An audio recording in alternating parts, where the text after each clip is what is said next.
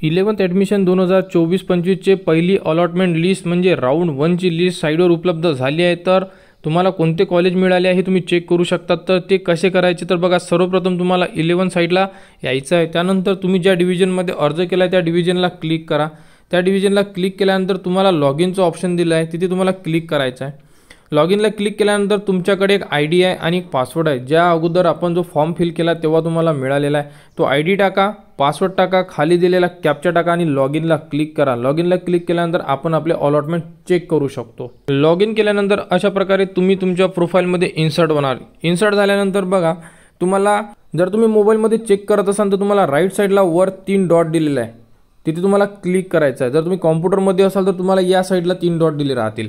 Okay, त्यानंतर आता आपण मोबाईलमध्ये चेक करत आहे, त्या 3 डॉटला आपल्याला क्लिक करायचं आहे। तिथे क्लिक केल्यानंतर बघा तुम्हाला ऑप्शन आलेला आहे चेक अलॉटमेंट स्टेटस। बघा इथे ऑप्शन आहे चेक अलॉटमेंट स्टेटस, त्यानंतर आहे अलॉटमेंट ॲडमिशन समरी, हे सुद्धा चेक करू शकतो। आणि ज्यांचे नंबर लागलेले आहे ॲडमिशन घ्यायचे आहे त्या विद्यार्थ्यांना इथे अपलोड डॉक्युमेंटचं ऑप्शन दिलेलं आहे, इथे तुम्हाला डॉक्युमेंट अपलोड करावे लागणार आहे। तर अशा प्रकारे ऑप्शन आहे, तर तुम्ही चेक अलॉटमेंट स्टेटसला क्लिक करा। तर या विद्यार्थ्याला पहिल्या राऊंडमध्ये कोणतेही कॉलेज मिळालेले नाही आहे।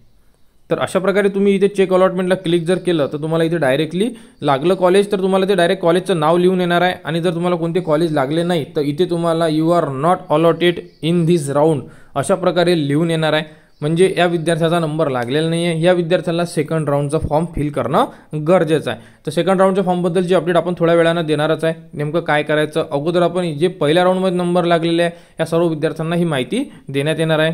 तर इथे आपण अलॉटमेंट ॲडमिशन स्टेटस समरी सुद्धा बघू शकतो। तर बघा इथे डायरेक्टली तुम्ही बघू शकता की इथे नॉट अलॉटेड म्हणजे कोणतेही कॉलेज अलॉट झालेले नाही आहे। तर या विद्यार्थ्याला सेकंड राऊंडचा फॉर्म भरायचा आहे। तर या प्रकारे तुम्ही लॉग इनमध्ये जाऊन चेक अलॉटमेंट स्टेटस क्लिक करू शकता। जर तुमचा नंबर लागला असेल तर तुम्हाला डायरेक्टली इथे तुमच्या कॉलेजचं नाव उपलब्ध करून देण्यात येणार आहे। तर लवकरात लवकर आपले अलॉटमेंट स्टेटस चेक करून घ्या व पुढील अपडेट जी असेल ती तुम्हाला आपल्या यूट्यूब चॅनल उपलब्ध करून देण्यात येणार आहे। त्यासाठी आपल्या चॅनलला सबस्क्राईब करा।